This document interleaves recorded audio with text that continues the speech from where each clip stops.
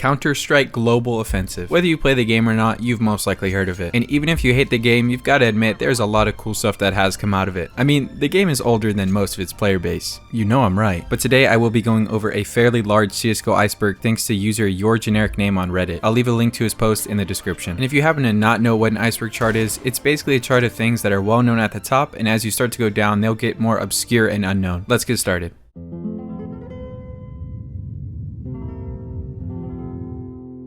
The R8 update. I remember this update like it was yesterday. My 14-year-old self hopping on a winter morning to play the new CSGO update. Oh wow, they added a new gun? I guess we may as well try it out, huh? A gun that would one shot in a stomach. This thing was absolutely broken when it was first added. It did 115 damage, which is the same damage as an AWP. So pretty much you could just use an AWP as a secondary. Thankfully it has been nerfed and you don't really see a lot of people using it nowadays anyways. But boy do I remember the first day. Olofboost refers to a legendary moment during an LDLC versus Fnatic match at DreamHack. Fnatic player Olofmeister boosted on top of his friend's head to get this insane angle on Overpass. Although some of you think this boost was kind of BS, you gotta give him some props here. Sadly, this spot has been passed on Overpass today, but there is a tribute to him. What's Green's problem? I'll let this one explain itself. Green, what's your problem, Green? What is your problem? Missile alone ramp.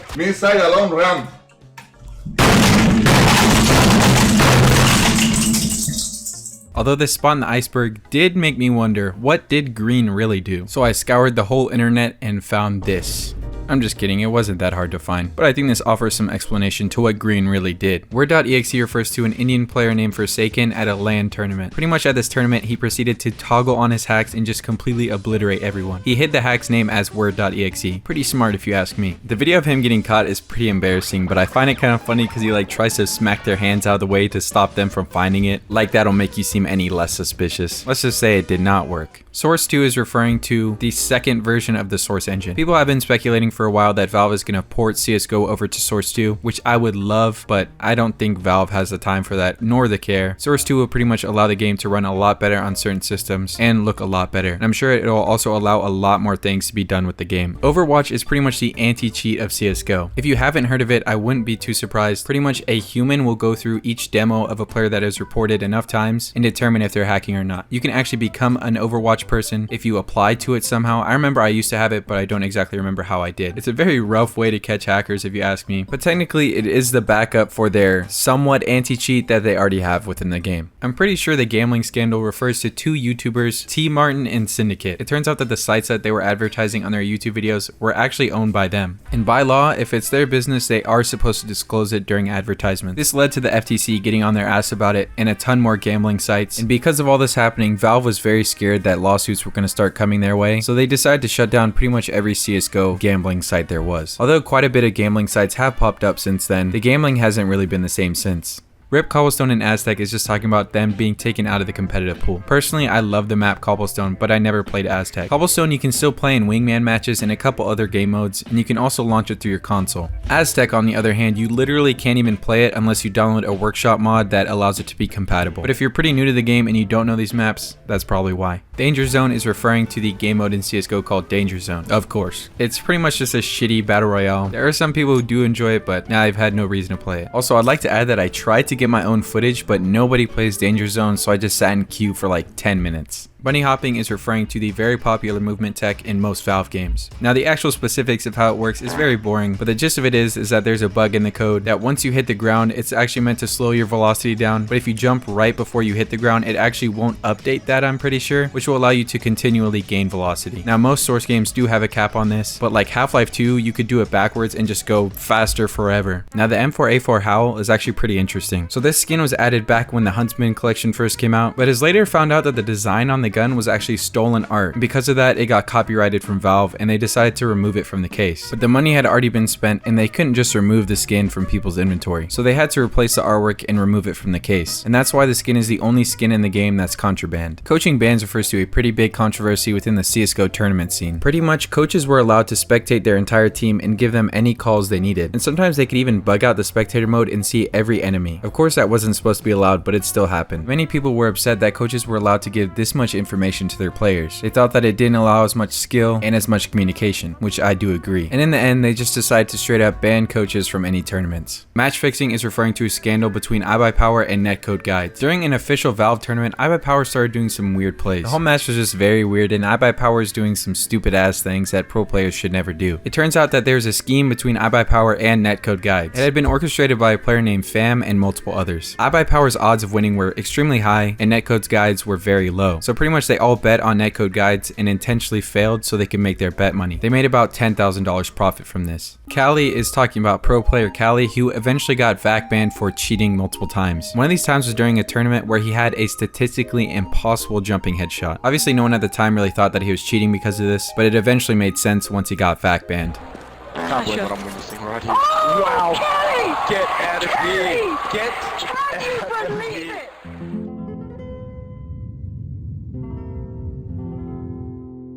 There are quite a bit of cut weapons from CSGO. Some of those include the MP5, which was later added, but when the game first came out, it was supposed to actually be in the game, but it was replaced by the MP7. The 228 compact, which was replaced by the P250. The TMP was also supposed to be added into Global Offensive as well, but it was replaced by the MP9. And there's also supposed to be a Scar 17, which had similar stats to the M4A4. DE_train bird boost refers to a bird boost. There's literally a bird that you could jump onto and it would just fly you up into the air. Of course, it has been patched. Chicken without a C was actually pretty hard to find, but I think it refers to this guy who would somehow join these pro tournaments and it would just be like all these pro lineups and just chicken. Impossible achievements just refers to a couple seemingly impossible achievements to actually get in CSGO. There are some achievements where you have to do it on cut maps that aren't even in the game anymore, but there actually are a couple ways to get these achievements. You'll have to play around with the files a bit, but if you really want to 100% the game, that's how you do it. Snowy CS Militia was when they reintroduced the Counter-Strike source map Militia. When it first came in, it was a winter version of the map, and you could grab these snowballs and throw it at people. It is no longer in the game anymore. If you want to have a snowball fight, you can't do it anymore. Overpass Nightclub is just a spot on Overpass, where if you come next to this door, you can hear some music being played.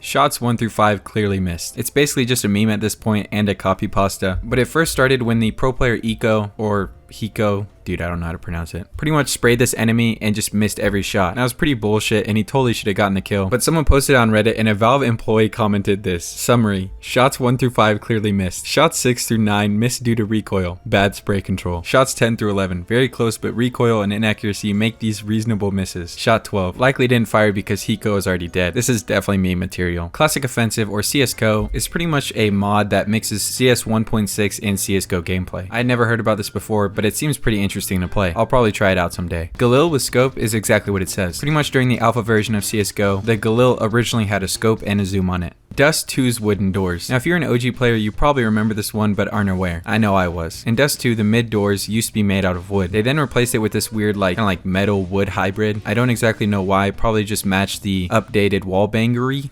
I don't know. CSGO 3D edits used to be super popular. I remember watching a bunch on Nikki HD's channel. What they did is they'd extract animations and weapons and port it into Blender and just make the game look super good. Obviously, I don't know the exact specifics of how to do it because it seems insanely hard and pretty outdated if you ask me, but they were really cool at the time.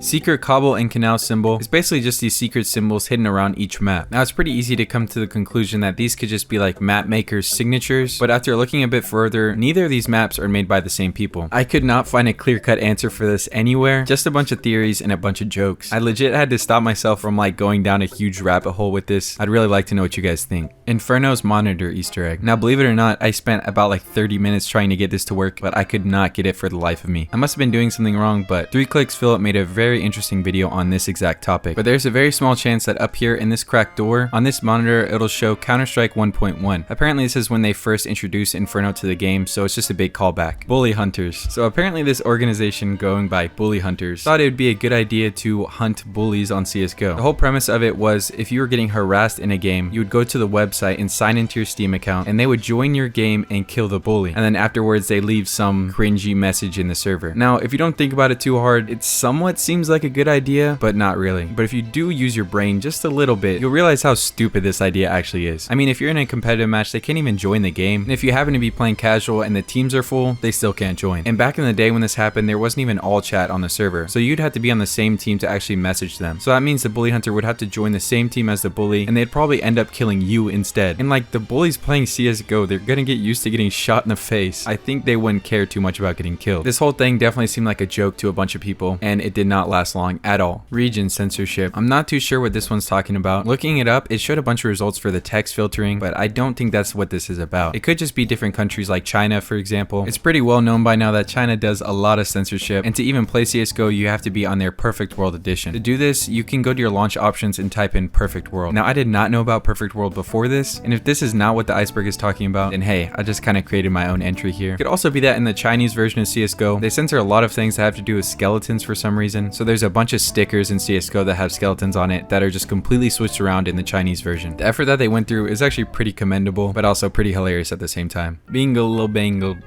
What the fuck? Bingelibangable. Bingelibangable. This is a term that was first created by Valve for an Inferno update. I don't know why they chose to make this a word, but pretty much it just means a wall that you can be shot through only on one side. CSGO speedrunning. I don't know what in CSGO you can speedrun other than the weapons course. I'd actually heard about this quite a while ago, and I love speedrunning, so I was pretty updated with it. Pretty much people just speedrun the weapon course in CSGO. You probably wouldn't think that people would actually speedrun this game, but they do. HR Overpass. This is a newish thing, maybe in the past 2 years that popped up, pretty much hinting at a remake for Overpass. But since then, there has been nothing to do with this. They haven't hinted at it again, and to be fair, they didn't hint at it to begin with. They kind of just leaked the files, which they sometimes do on purpose to see if people would even be interested in it. But obviously nothing has come from it. Bots are Valve employees. I could not find this one anywhere online, but I'm just gonna take it at face value and assume the person who created this means that bots are literally Valve employees playing the game. I don't know why they do this, and it wouldn't make sense at all considering you can add or kick bots whenever you want, and you can also play completely offline with bots. They could mean the names of the bots, which I wouldn't be too surprised if they are named after certain people, but other than that, it's just kind of like a silly conspiracy, I guess. Illegal skins. This one is probably referring to the M4A4 howl, but I'm not sure why it'd be down here if I had already talked about it before. It could also be talking about people with like VAC banned accounts who lose all their items, or maybe people who get caught scamming or just doing some nefarious illegal stuff. Other than that, I'm not too sure what it would be. C4 remake. Sadly, the stuff on the lower tier is not too specific, but I think I found what it was talking about. And I'm fairly certain that this one is talking about the old C4 model that was used in the original trailer for the game. Someone found a way to port it into CSGO, and it's just a high-res version of the C4, and it looks a lot cooler in my opinion. I'm surprised they haven't changed it to this already, but maybe it's something to do with optimization. They could also be talking about the old C4 logic that wouldn't allow you to defuse at like such a close time, but once they changed it, you're able to defuse it at like 0.00 seconds, which you couldn't do before. And you have reached the end of the first half of this iceberg. Thank you all for getting this far into the video. I will be trying to make this next half pretty soon, depending on if you guys like this one. I also want to thank all of you for giving my last video the support it got. It still kind of blows my mind, and I can't really wrap my head around it right now. So hopefully I just keep making some quality content for you guys, and if there's any suggestions or anything, just leave them in the comments.